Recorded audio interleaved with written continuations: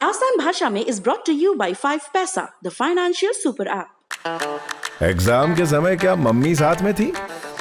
पहली डेट पर क्या पापा ने टिप्स दी थी? जॉब इंटरव्यू में क्या जवाब दोस्तों ने दिए थे? लाइफ में जब सब कुछ खुद के दम पर किया है तो इन्वेस्टमेंट क्यों नहीं? तो अब करो सेल्फ इन्वेस्टमेंट स्टार्ट 5paisa.com के साथ। शेयर और म्यूचुअल फंड्स में निवेश करो, 0% ब्रोकरेज, सिर्फ 20 रुपए प्रति ऑर्डर की फी दो। विजिट 5paisa.com और डाउनलोड द 5 पैसा मोबाइल ऐप।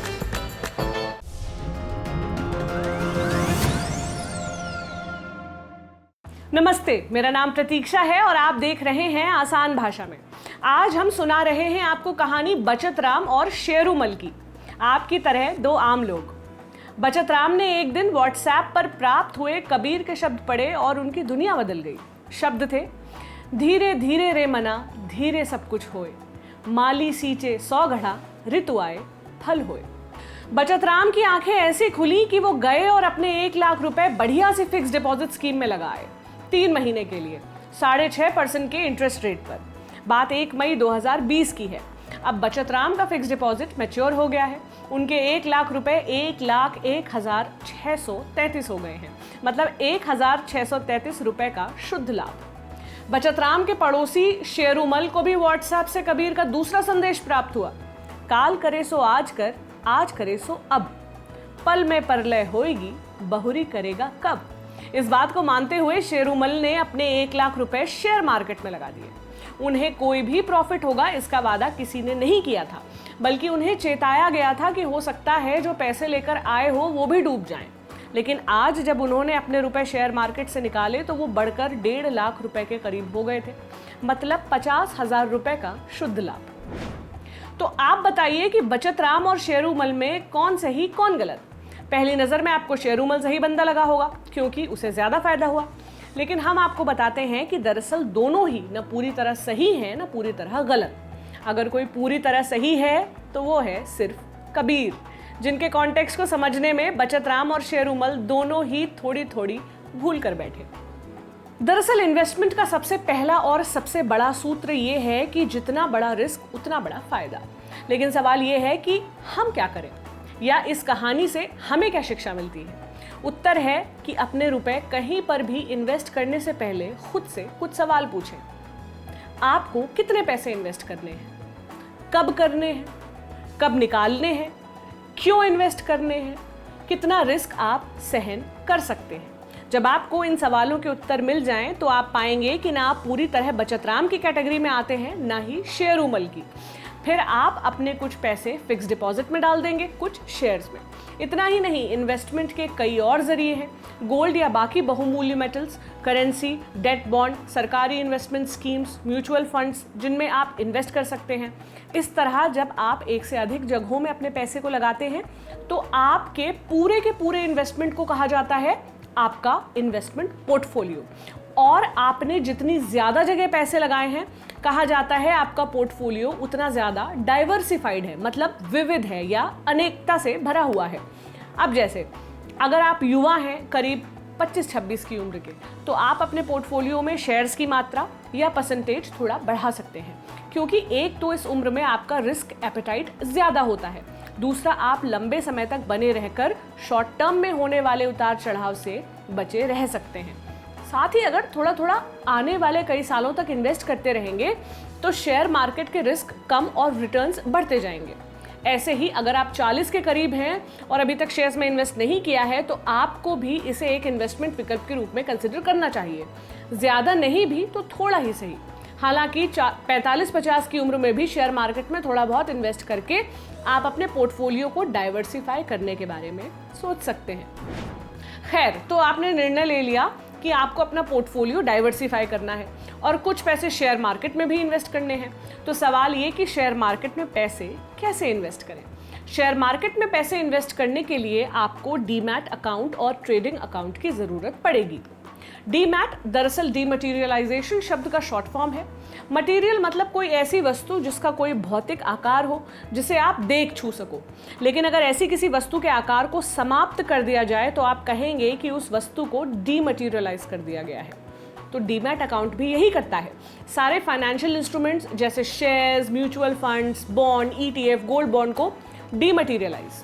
पहले जब आप शेयर्स खरीदते थे तो आपको पेपर्स मिलते थे, सोना खरीदते थे तो फिजिकल गोल्ड या कम से कम उसके पेपर्स मिलते थे, लेकिन अब सब कुछ सिस्टम में है, इलेक्ट्रॉनिक फॉर्म में मौजूद है।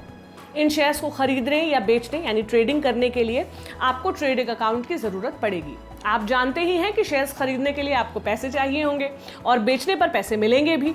चूंकि पैसे डीमैट अकाउंट में सेव नहीं होते, इसलिए ट्रेडिंग अकाउंट ही है जो आपके बैंक अकाउंट को आपके डीमैट अकाउंट से जोड़ता है। अब आपके काम की बात, डीमैट अकाउंट और ट्रेडिंग अकाउंट कैसे और कहां खोलें। पहली बात तो आपको ये दोनों अकाउंट्स दो अलग अलग जगहों से खोलने की ज़रूरत नहीं, बल्कि दोनों अकाउंट एक दूसरे से ऐसे घुल मिल गए हैं, ज़्यादातर लोग इन दोनों के गठजोड़ को ही डीमैट अकाउंट कह देते हैं। डीमैट अकाउंट दो तरह के ब्रोकर्स से खोला जा सकता है, एक तो ट्रेडिशनल ब्रोकर्स और दूसरा डिस्काउंट ब्रोकर्स।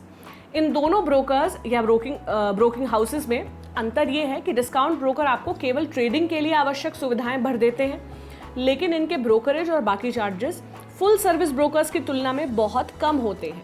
हालांकि डिस्काउंट ब्रोकर्स की आवश्यक सुविधाओं की लिस्ट में वो सारी ही चीज़ें शामिल रहती हैं जिसकी एक इन्वेस्टर को ज़रूरत होती है। डिस्काउंट ब्रोकर्स पूरी तरह डिजिटल होते हैं, मतलब इनका खुद का कोई लोकल ऑफिस या ब्रांच नहीं होती, और इसलिए ही बहुत कम तामझाम के साथ ऑपरेट करने वाले डिस्काउंट ब्रोकर्स लेन देन के लिए या तो बहुत कम या कुछ चीज़ों के लिए तो 0 रुपये चार्ज करते हैं। साथ ही जहां ट्रेडिशनल ब्रोकर्स परसेंटेज में चार्ज करते हैं, वहीं discount brokers flat fees charge करते हैं। फुल सर्विस ब्रोकर्स में ICICI डायरेक्ट, शेर खान और मोतीलाल ओसवाल जैसे ब्रोकरेज हाउसेस का और डिस्काउंट ब्रोकर्स में 5 पैसा और ज़ीरोधा का उदाहरण दिया जा सकता है।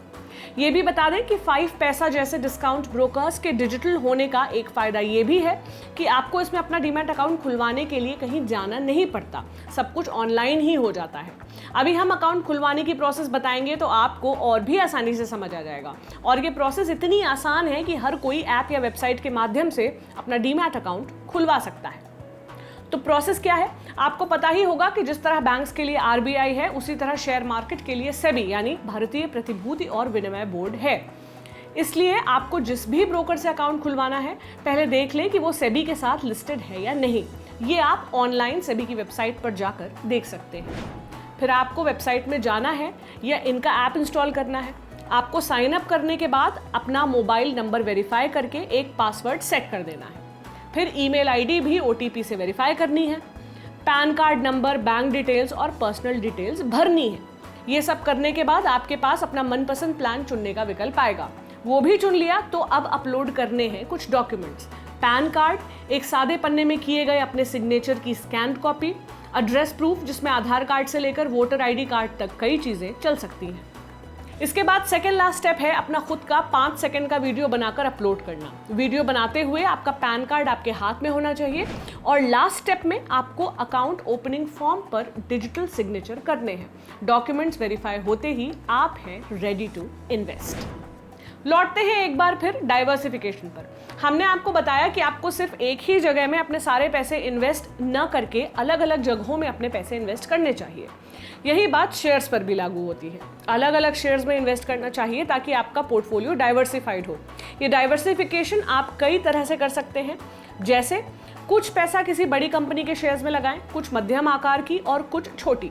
शेयर मार्केट के हिसाब से इन्हें क्रमशः लार्ज कैप, मिड कैप और स्मॉल कैप कहा जाता है। अलग अलग सेक्टर्स के शेयर्स में पैसे लगाएं, मतलब कुछ पैसे बैंकिंग सेक्टर में लगा दिए तो कुछ पैसे ऑटो सेक्टर के शेयर्स में आपने लगा दिए। आप एक साथ पैसे लगाने के बदले हर महीने या नियमित फ्रीक्वेंसी में थोड़े थोड़े पैसे लगाएं। अगर आप पहले से ही शेयर मार्केट में निवेश करते हैं तो आपको अंदाजा होगा कि आप कैसे अपना पोर्टफोलियो बनाना और मेंटेन करना चाहिए। लेकिन अगर आप नए हैं तो धीरे धीरे निवेश करना शुरू करें और इस दौरान शेयर मार्केट से जुड़ी अपनी रिसर्च और स्टडी जारी रख सकते हैं। इस दौरान आप अपने फाइनेंशियल एडवाइजर या अपने ब्रोकर से भी हेल्प ले सकते हैं। जैसे 5 पैसा में नए इन्वेस्टर्स के लिए बास्केट का विकल्प भी उपलब्ध होता है, जहां आपको आपके रिस्क एपेटाइट के हिसाब से सजेशंस दिए जाते हैं। आप शायद सोच रहे हों कि आज हम शेयर मार्केट की बात क्यों कर रहे हैं। वैसे तो नॉलेज लेने के लिए किसी भी मुहूर्त की ज़रूरत नहीं होती है, लेकिन इस वक्त शेयर मार्केट में इन्वेस्टमेंट की बात करना इसलिए ज़रूरी है क्योंकि कोविड-19 के चलते मार्च अंत तक निफ्टी अपने कई सालों के न्यूनतम स्तर यानी 7500 तक पहुंच गया था। निफ्टी 50 नेशनल स्टॉक एक्सचेंज में लिस्टेड शेयर्स में से टॉप के 50 शेयर्स का समूह है। ये वही निफ्टी 50 था जिसने इससे 1.5-2 महीने ही पहले मिड फरवरी में अपना ऑल टाइम हाई बनाया था। खैर, अप्रैल के बाद से इसमें लगातार सुधार हुआ है और इस वीडियो के शूट होते समय तक ये 11,073 पॉइंट्स पर कारोबार कर रहा है।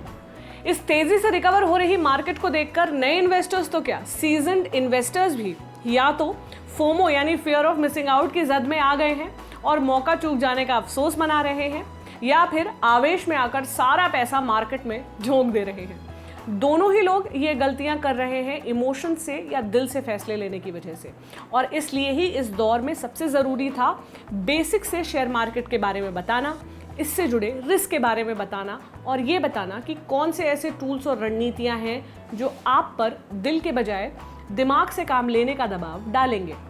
ज़रूरी था पोर्टफोलियो के बारे में बताना, सिस्टमैटिक इन्वेस्टमेंट के बारे में बताना। अगर आपको भी लगता है कि मौका छूट गया था या आपको भी लगता है अभी मार्केट और गिरेगा, तो आपके लिए शेयर मार्केट का एक ही ब्रह्म वाक्य है, वो ये कि लंबी अवधि तक बने रहने वाले इन्वेस्टर्स को छोटे मोटे उतार चढ़ावों से नहीं डरना चाहिए। 2 मूल मंत्र जो अपने इन्वेस्टमेंट में स्पेसिफिकली और जनरली आप हमेशा ध्यान रखें, वो है दही और कई। बात दही की, देखिए दही एक दिन में नहीं जमती। आपने देखा ना कि शेयर अगर 1 साल में नेगेटिव रिटर्न दे रहा है तो भी पिछले 4-5 साल में रिटर्न का रंग हरा ही है। जब से शुरू हुआ है तब से इन्वेस्टर्स को सैकड़ों गुना अमीर कर चुका है।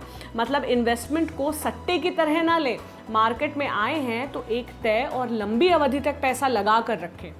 लेकिन ये पेशेंस, ये दही वाली बात अकेले किसी काम की नहीं है। दूसरा फंडा है कई का। अगर आप किसी एक शेयर में पैसा लगा रहे हैं तो हो सकता है सालों रुकने के बावजूद भी आपको चिंदी सा फायदा हो या उल्टा नुकसान हो जाए। जुआ खेलने के हिसाब से तो इसमें कोई बुराई नहीं, लेकिन इन्वेस्टमेंट के हिसाब से ये अपने पैर पर कुल्हाड़ी मारना है। तो क्या करें? डाइवर्सिफाई। और तब आप देखेंगे कि आपने कबीर के दोनों दोहों को फॉलो कर लिया है। शेयर मार्केट में इन्वेस्ट करके पहले वाले और इन 2 मूल मंत्रों को मानकर दूसरे वाले। अब हम आपको देंगे कुछ और टिप्स। इन्वेस्ट करने से पहले खूब रिसर्च कर लें क्योंकि बात पैसों की है। टारगेट सेट करके रखें, कितना प्रॉफिट एक्सपेक्ट कर रहे हैं, कितना लॉस सहन कर सकते हैं, कितने दिनों तक आप इन्वेस्ट करेंगे। जिन कंपनी के शेयर में इन्वेस्ट कर रहे हैं उसके बारे में भी अच्छे से पढ़ लें। और सबसे ज़रूरी बात कि इन्वेस्ट करने से पहले किसी मार्केट एक्सपर्ट से बात ज़रूर करें। और अगर आपके सारे अस्त्र शस्त्र तैयार हैं तो फिर हैप्पी इन्वेस्टिंग। 5 पैसा से डीमैट अकाउंट खोलने का लिंक तो डिस्क्रिप्शन में दिया ही हुआ है। अकाउंट खोलिए और ट्रेडिंग करना शुरू कर दीजिए। अगर आप उस लिंक पर जाकर अकाउंट खुलवाते हैं तो आपको फ्री में अकाउंट तो मिलेगा ही, पहले महीने की अपनी ट्रेडिंग में कोई ब्रोकरेज नहीं देना होगा। चाहे जितनी मर्जी ट्रेडिंग करें। अकाउंट खोलने के बाद भी अगर कोई डाउट हो तो जरूरी नहीं कि आप तुरंत इन्वेस्ट करना शुरू कर दें। एक बार अकाउंट खुल चुकने के बाद आप कभी भी कितने भी समय बाद अपनी ट्रेडिंग शुरू कर सकते हैं। तो ये जानकारी आपके लिए लाए थे दर्पण। मेरा नाम प्रतीक्षा है। शुक्रिया।